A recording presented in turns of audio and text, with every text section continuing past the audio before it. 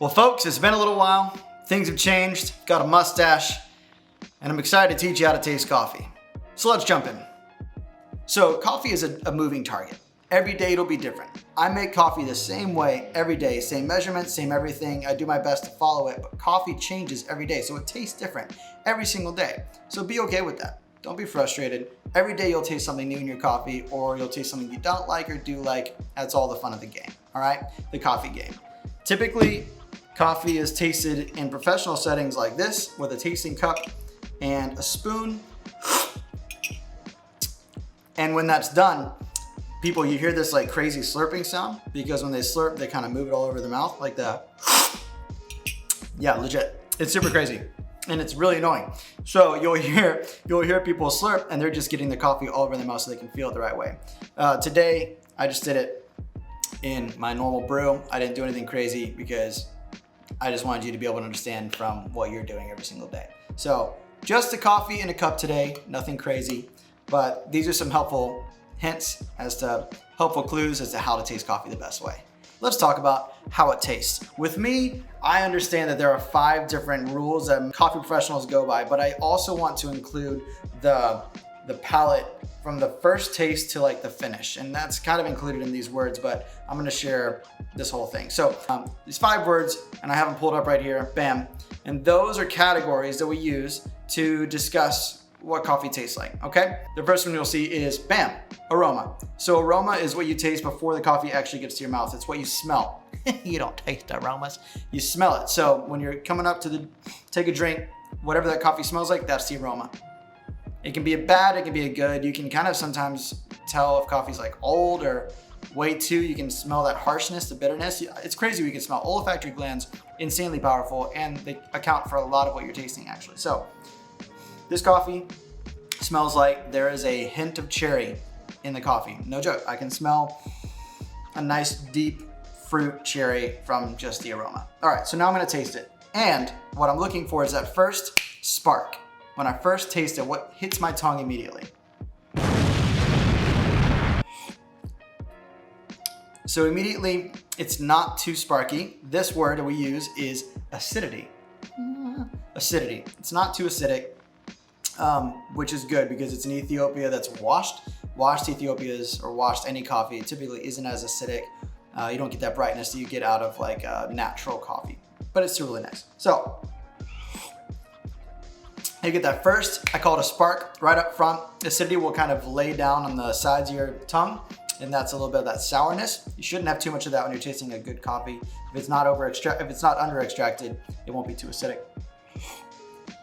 I'm really enjoying this coffee. I'm just gonna keep drinking while we're talking. So that's acidity.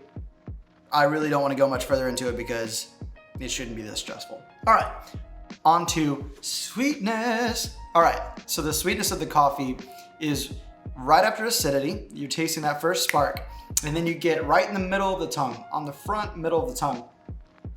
You kind of let it sit for a second, and you get this sweetness. Now, I'm talking about the sweetness that you get if you're tasting like a dark chocolate, or if you're tasting like a stone fruit, something that is sweet but just very, very barely sweet. Yet it's very subtle. So coffee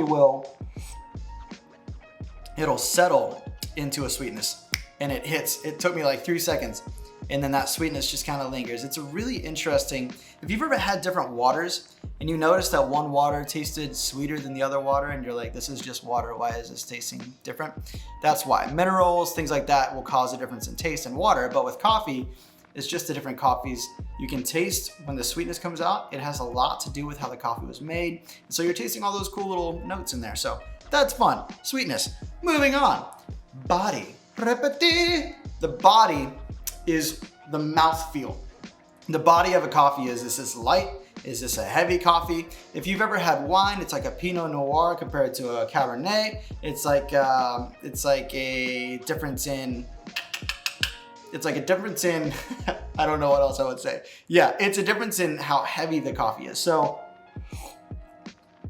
this coffee, when I had it, and it's actually, this coffee is heavier than it should be. And I think it's because I used more grounds. If you use more grounds in your coffee than is kind of right for that coffee, if you use too much, it'll change dramatically the feeling of the coffee. If you've had like a French press, you've had like a darker roast, or you kind of did your, you know, your what's it called? A coffee pot. If you've ever had like a coffee pot that was just dark, you'll be able to tell that it's a heavier mouthfeel. That's body. So like a single origin coffee like this one will have a lighter body, should have a lighter body than a blend, because a blend should be, you know, heavier. Moving on, espresso. Espresso is also gonna be like much heavier. It's much more condensed. That'll have a bigger body, a heavier mouthfeel. All right, moving on. Again, these are all steps as you taste. So first we have the aroma, then we have the acidity, then we have the sweetness, and then we have the body. We really feel the body. And then we move on to the finish. And the finish is what happens the seconds after you've swallowed and you let that last little bit linger in your taste. And the finish is extremely important because it will tell you if your coffee is over extracted or under extracted, very, very much so. If you're tasting bitterness, and bitterness is different than acidity or sourness. Bitterness is in the back of the tongue. Bitterness stays back there. Acidity or sourness you'll feel on the sides of your tongue. Bitterness happens in the back, and it happens in the back end. So you'll feel lingering. If that taste is staying in your mouth and doesn't disappear for like a long time, 20 seconds, whatever, 30 seconds, it's a little over extracted. It's a little too bitter. That's your finish. So you want to finish to kind of have a nice little ending, just like dark chocolate. You still taste the dark chocolate as an aftertaste. Most of us know it as an aftertaste, but it will disappear if it's not too dark, right? If it's the right amount of sweetness coupled with that, the boldness, right? So that's our 5 categories. Did I say finish? I did. Boom, boom, boom, finish. Maybe I forgot to do that. Who knows? But those are our 5 categories: aroma, acidity, sweetness, body, finish. That's what you're looking for when you're drinking your coffee, all right? You don't have to get crazy, don't have to write it down. Think about the smell, think about the spark when you first taste it. What are you getting? Think about the sweetness or the sourness in the sides of your mouth. Is it too sour? Is it not sour enough? Or is it got a good acidity? Is it sweet? Is it heavy? Is it light as a coffee? And then how is the finish? Does it linger forever? Do you need it to move out and be done with it? Or are you good with it? So those are your 5 categories. I hope this was helpful for y'all today. I hope that it wasn't too crazy. Feel free to look back on it if you need to, but just remember aroma, acidity, sweetness, body, finish. All right? Enjoy your day. Enjoy good coffee. We'll see you next time.